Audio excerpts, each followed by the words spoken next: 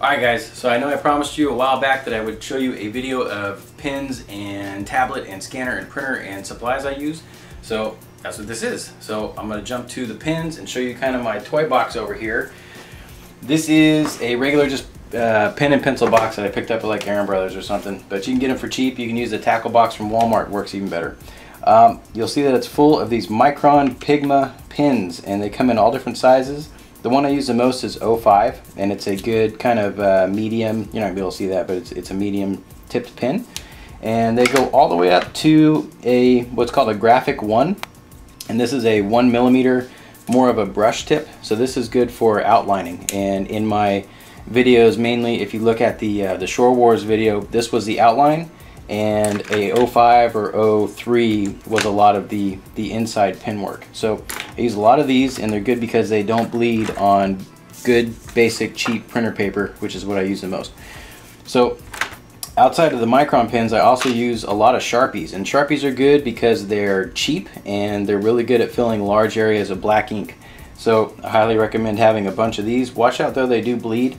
They come in different sizes. I'd watch the smaller sizes because they seem to bleed a little bit more. So I just mainly stick with these big ones. For pencils and sketching, I just use a basic kind of drafting mechanical pencil.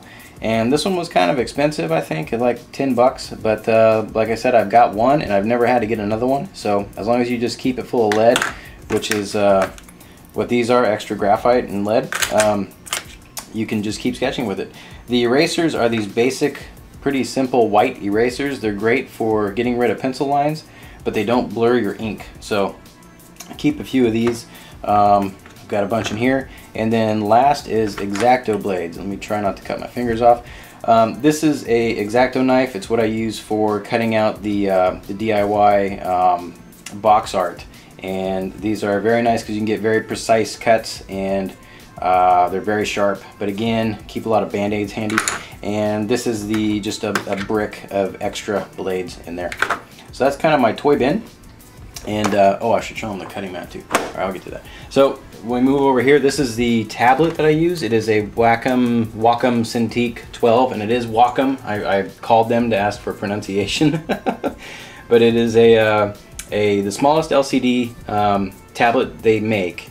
And these are awesome. They're so much fun. They're really nice. They have all these extra buttons and lights and stuff, but they confuse me and I don't use them.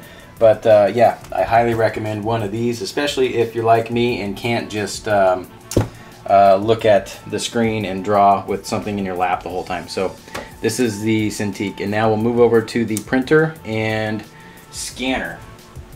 So the printer is a Epson Stylus 1400 thing, and these are great because well, this is kind of old. I've moved it many times and it's gone through a lot of just random stuff, but it is a good printer that prints large format. So, well, not that large, it prints 13 by 19. It's a 6-color printer, so it's got light and dark cyan, light and dark magenta, black and yellow. So it prints a really nice, basically a little more than CMYK.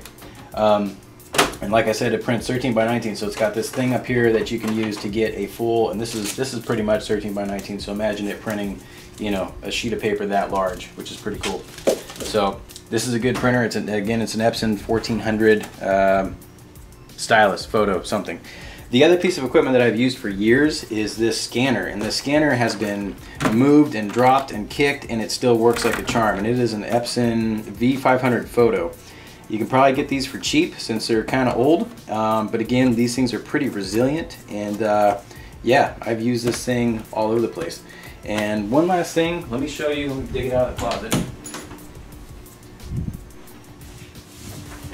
If you're cutting stuff out, I highly recommend a great big cutting mat so you don't cut through your tabletops, your floor, anything like that.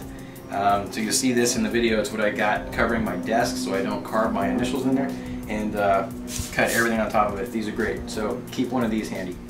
And that is it. So I hope you dig it, and if you have any questions, leave them in the comments below and I'll get to them and answer them. And I hope I answered some of your questions. I'm looking around, can't see anything else. All right. So everybody say thank you to my wife for filming this for me, and I will see you later. Baby sheep. Baby sheep. Oh, pepper shake. Oh, good dog.